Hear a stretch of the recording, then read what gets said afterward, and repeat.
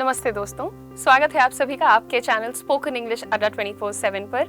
मेरा नाम है उदिशा और आज सबसे पहले तो आप सभी को दशहरे की हार्दिक शुभकामनाएं। हमें पता है कि दशहरे का जो त्योहार होता है वो लेकर के आता है एक उम्मीद कि कोई कितना भी बड़ा दुश्मन हमारे सामने क्यों ना आ जाए, हम उसे हरा सकते हैं। थोड़ा सा परसिस्टेंस, थोड़ी सी प्लानिंग और उसका प्रॉपर एग्जीक्यूशन हमें बहुत बड़ी जीत दिला सकता है और फिर आता है राम राज्य।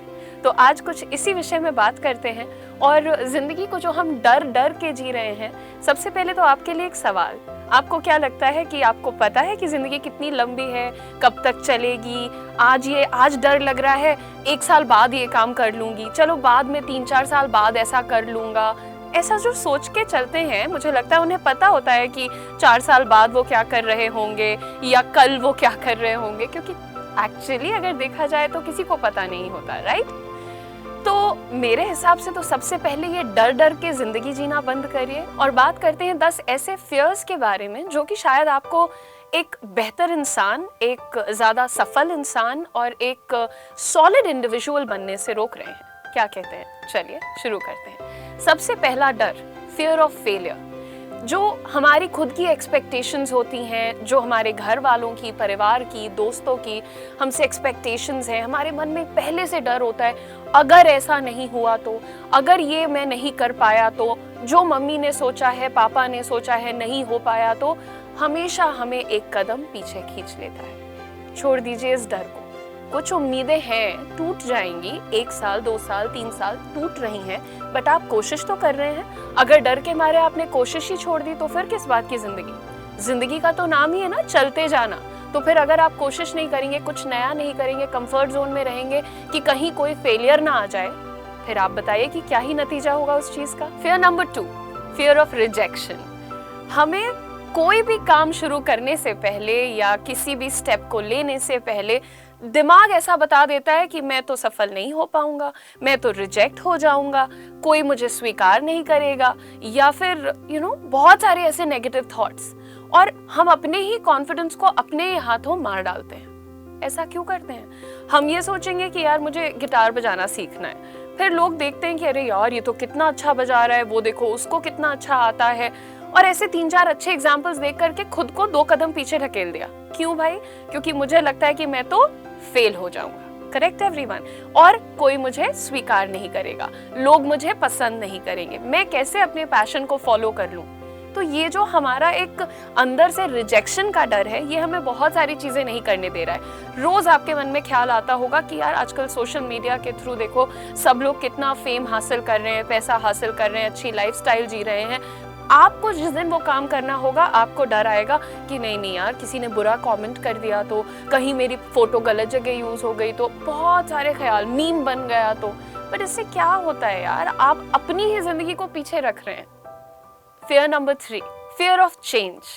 The fear of leaving our comfort zone. तौबा करवा लो, मैं बता रही हूँ, मैं तो पढ़ाती हूँ, हर दिन कोशिश करती हूँ कि कोई कुछ सीखे, कोई कुछ बदले, कोई कुछ आगे बढ़े, लेकिन ना, बच्चे को अगर आप कुछ सिखाने जाओगे, या बच्चे को ही क्यों यार, किसी भी इंसान को आप बोलोगे कि ये सीख लो, ये कर लो, ये ट्राई कर लो, ऐसे जिंदगी बेहतर होगी, पता सब कुछ है, लेकिन सबसे पहली चीज, ये तो बहुत टफ है, ये तो बहुत नया है, मेरे लिए अनकंफर्टेबल है, हम बस कंफर्ट जोन में रहना चाहते हैं। अच्छा जी, हम सुबह जल्दी नहीं उठ सकते हैं क्योंकि नींद तो पूरी होनी चाहिए ना, बॉडी को तो ध्यान रखना चाहिए ना, दिमाग को तो शांति देनी चाहिए ना। बहुत सारे एक्सक्यूजेस बना करके रात को 2:30-3 बजे तक जगेंगे, सुबह जल्दी फिर नहीं उठेंगे, और अपने दिन की शुरुआत ही हम एक प्रोक्रास्टिनेशन यानी कि डिले से शुरू करेंगे। हम नहीं उठना चाहते, वो हमारा लॉजिक है। क्यों? क्योंकि हमें तो मजा आ रहा है ना, 12 बजे सो के उठने में अच्छा तो लग रहा है ना, कंफर्ट तो है ना, बदलाव नहीं लाएंगे, कहीं हमारी जिंदगी बेहतर ना हो जाए। उसके बाद आता है फियर नंबर 4, और आप शायद मेरा विश्वास नहीं करेंगे but this exists, fear of success.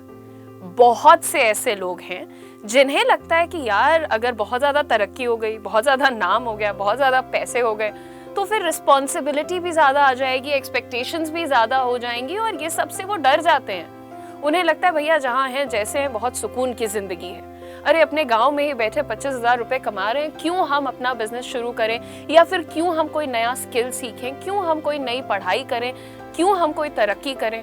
ये सब सोच करके इंसान आगे बढ़ने से डर रहा है, तो हम इसे और क्या ही नाम दे सकते हैं? फियर ऑफ सक्सेस ही तो हुआ। And then the next one, fear of time. This is something जो आई थिंक हर इंसान के अंदर है।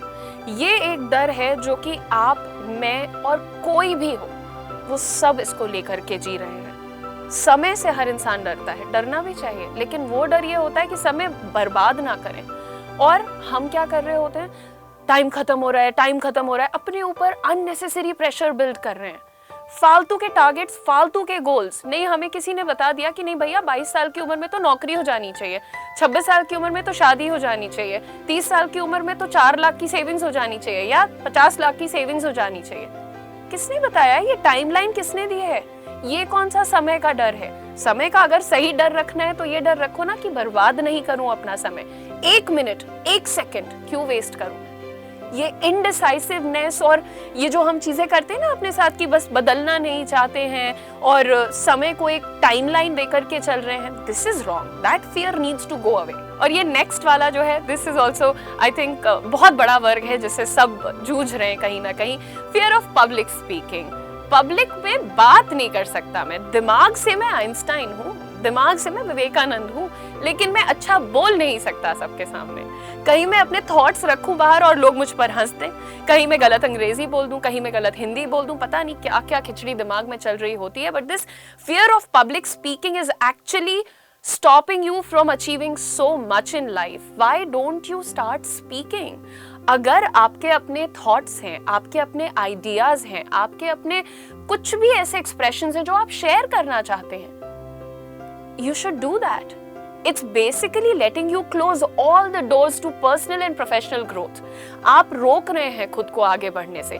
कोई और शायद आपके हिस्से की लाइमलाइट, आपके हिस्से का बहुत सारा अचीवमेंट लेकर के जा रहा है सिर्फ इसलिए क्योंकि वो बातें कर सकता है। So please understand, ये fear of public speaking को जाने दीजिए।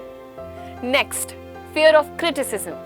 ये भी एक ऐसा डर है जो ज्यादातर लोगों के अंदर होता है। दुनिया कहती है, लोग कहते हैं कि नहीं नहीं मैं तो क्रिटिसिज्म को बहुत अच्छे से एक्सेप्ट कर लेता हूँ, बट डूड, सबको पता है कि जरा सा कुछ समझाने जाओगे उनको दिल में बात लग जाती है, और सबको लगती है। मैं किसी एक को नहीं होल्ड कर रही हूँ, सबकी बात कर रही हूँ। लेकिन हमें समझना चाहिए कि यार क्रिटिसिज्म नहीं होगा तो हमें कैसे पता चलेगा कि हम कहाँ कुछ गलत कर रहे हैं। नेगेटिव फीडबैक बेसिकली एक तरीके की सर्विसिंग होती है जो आपको पता चलती है और फिर आप अपने अंदर इंप्रूवमेंट ले आते हैं।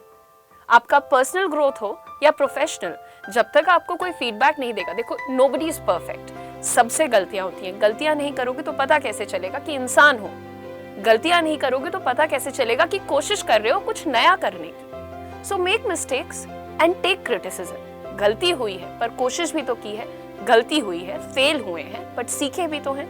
So have that mindset and keep making mistakes and it's fine.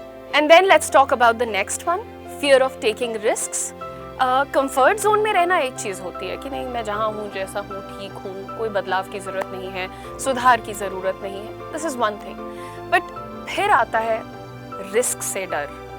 हमें पता है कि एक एग्जाम है, इसको दे देता हूँ, क्लियर कर लूँगा, सैलरी भी बढ़ेगी, रुतबा भी बढ़ेगा, सारी फैसिलिटीज़ बढ़ जाएंगी, ज्ञान भी बढ़ जाएगा, बहुत कुछ। लेकिन हमको क्या करना है? डर रखना है मन में। यार मैंने ये वाला एग्जाम दिया, फेल हो गया तो डिमोटिवेट हो जाऊंगा, 4 लोगों को पता चल जाएगा कि अरे ये तो फेल हो गया, ये तो एग्जाम नहीं क्लियर कर पाया, ऐसा वैसा, दुनिया भर की सोच है ना। हमेशा दूसरों के बारे में पहले सोचना, अपने बारे में बाद में सोचना। दुनिया क्या कहेगी, वो क्या बोलेंगे, रिजल्ट नहीं आया तो घर पे क्या जवाब दूंगा, अपने बारे में कब सोचोगे? रिजल्ट अच्छा आ गया तो तुम्हें कितनी खुशी मिलेगी वो नहीं सोचोगे। तो ये फियर ऑफ रिस्क जो है, इसको कब छोड़ने वाले हो?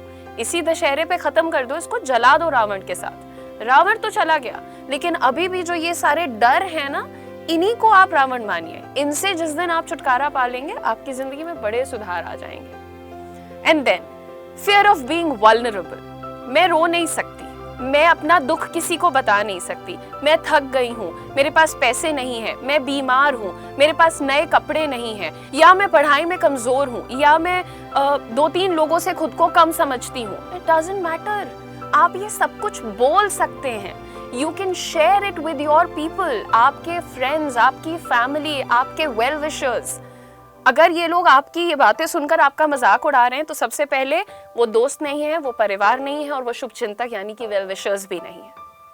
अगर आप किसी के सामने बिल्कुल सच्चा सच्चा बता सकते हैं कि भाई मेरे जेब में आज 10 रुपए भी नहीं है, मैं मेहनत कर रहा हूँ, एक दिन 10 लाख रुपए भी होंगे, आज नहीं है, और वो सामने से बोले कि तो क्या हो गया 10 रुपए नहीं है, मैं 100 रुपए खर्च करूंगा तेरे ऊपर, तू कमा, तू उड़ जितना ऊंचा उड़ सकता है। ऐसे दोस्त बनाने चाहिए। परिवार में भी उन लोगों की कद्र करिए जो इतना भरोसा रखें कि आज मेरे बच्चे के पास 10 रुपए नहीं है, आज मेरा बच्चा मैथ्स में या इंग्लिश में स्ट्रगल कर रहा है, लेकिन एक दिन ये करके दिखाएगा। ये फेथ होता है ना। तो आप अगर रोने का दिल कर रहा है, गुस्सा करने का दिल कर रहा है, अपनी बात शेयर करने का दिल कर रहा है, open up, talk about it. मन में नहीं रखो यार। आप जिन चीजों को सोचते हो ना कि यार ये मैं किसी को नहीं बता सकता, लोग क्या सोचेंगे, एक बार सच सच सोचना। अगर तुमसे आकर के कोई वही बात शेयर करे तो क्या तुम उसे जज करोगे? I don't think so, right? तो कोई ना कोई तो ऐसा जरूर होगा जो आपकी बात को सुनेगा और समझेगा और आपको जज भी नहीं करेगा। All right, and the last fear जो कि अभी आई थिंक 2-3 दिन पहले मुझे बहुत महसूस हो रहा था, all of a sudden, and this is something personal I'm sharing with all of you. So हुआ क्या, मुझे अचानक से fear of unknown महसूस होने लग गया। You know, I could not sleep. जो लोग मुझे Instagram पर देख रहे हैं वो जानते भी होंगे। मैंने लिखा भी था कि यार मुझे नींद नहीं आ रही है और अजीब डरावने ख्याल, पूरे टाइम एक एंग्जाइटी का होना, छोटी छोटी बात पे आंख में आंसू आ जाना, जबकि मुझे पर्सनली पता है कि मैं इतनी जल्दी नहीं टूटती हूँ। लेकिन जब आपके मन में ये ख्याल आ जाता है कि क्या हो सकता है, अननोन, तो कभी कभी ना बाहर के लोग आपके उतने बड़े दुश्मन नहीं होते हैं जितना बड़ा दुश्मन आपका दिमाग हो सकता है। ये आपको बिल्कुल छोटा, पेटी महसूस करा देगा, that you have no power, no control. आप कुछ नहीं कर सकते। आप भी जहां हो, ये तो सब भगवान की अनुकंपा है, ब्लेसिंग्स हैं कि तुम यहाँ पर हो।